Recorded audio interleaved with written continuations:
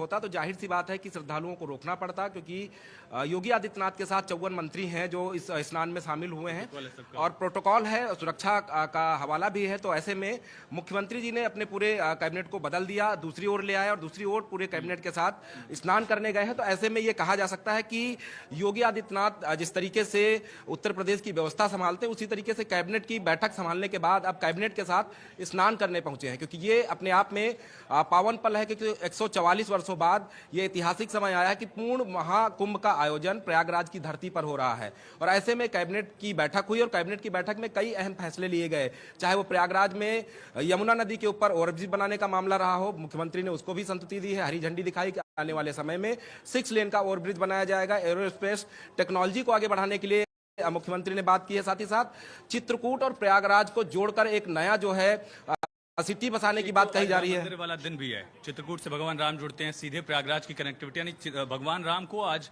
महाकुंभ से भी एक तरह से जोड़ा गया। नीलेश, ये कितना अहम हो जाता है? देखिए, में शामिल हुए उसके बाद पावन गंगा में डुबकी लगाएंगे, तो ये एक संदेश देने का काम किया जा रहा है कि एक सूत्र में सबको पिरोकर हम एक अच्छे समाज का निर्माण करेंगे, ताकि जिस विकसित भारत की, जिस वैश्विक भारत की हम कल्पना करते हैं, प्रधानमंत्री नरेंद्र मोदी कहते हैं कि हम विश्व गुरु हैं, तो उस विश्व गुरु बनने की तस्वीरें अगर आपको देखनी है तो महाकुंभ में आज वो तस्वीरें देखें कि एक साथ पूरा कैबिनेट। उसके साथ साथ सबसे जरूरी जो अहम बात है कि समाजवादी पार्टी के जो बागी विधायक हैं पूजा पाल, वो भी योगी कैबिनेट के साथ डुबकी लगाने के लिए संगम तट पर पहुंची हैं, तो ये अहम बात हो जाती है। पूजा पाल हैं, मुख्यमंत्री भी ब्रीफिंग जब कर रहे थे मैं सुन रहा था, कुछ मंत्रियों को उन्होंने आगे बुलाया, चाहे वो राजभर हो, अनिल राजभर को पूछा, डॉक्टर संजय निषाद को पूछा, खास करके जो ओबीसी एससी जो पिछड़े वर्ग को रिप्रेजेंट करते हैं उनको आगे बुलाया। ये कम दिखता है, क्या संदेश यहाँ से था? देखिए, संदेश सीधा देने का काम किया गया कि प्रभु श्री राम की नैया पार लगाने वाले निषाद राज थे। तो ऐसे में आयुष, चर्चा तो दिन भर चलती रहेगी और मुझे लगता है कि जब जब ये महाकुंभ से ऐसी तस्वीर सामने आएगी तो चर्चा चलती रहेगी।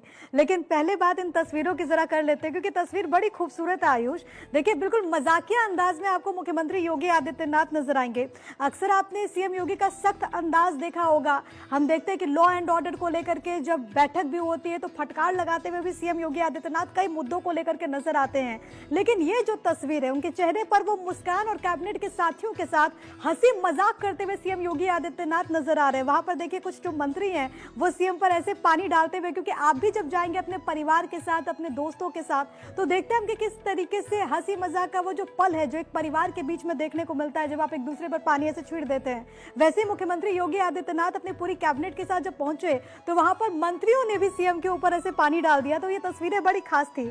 अब फिलहाल आस्था की डुबकी यहाँ पर लगा ली है सीएम योगी आदित्यनाथ ने, पूरी की पूरी कैबिनेट उनके साथ मौजूद रही। और अब ये जो प्रस्थान है वो यहाँ से होगा, जिसका जिक्र आयुष ने भी किया कि बकायदा एक नॉच है जहां पर हाउस बोट नुमा नाव से पूरी की पूरी जो कैबिनेट थी वो यहाँ पर पहुंची, उसके बाद गंगा में डुबकी लगाई और उसके बाद अब ये यहाँ से वापसी होगी, क्योंकि जाहिर है वहां पर सुरक्षा को लेकर के भी बंदोबस्त। लेकिन देखिए, सीएम योगी आदित्यनाथ चाहते तो वो दूसरे तरीके से भी, यानी कि दूसरे स्पेस में भी जाकर के वहां पर भी जाकर के आस्था की डुबकी लगा सकते थे, लेकिन एक आम श्रद्धालु के तौर पर उन्होंने चुना। और ये जब तस्वीरें सामने जो आ रही हैं, आपको लगेगा कि जैसे कोई साधारण व्यक्ति जाता है अपने मन में श्रद्धा भाव लिए गंगा में डुबकी लगाने के लिए, उसी तरीके का भाव नजर आएगा।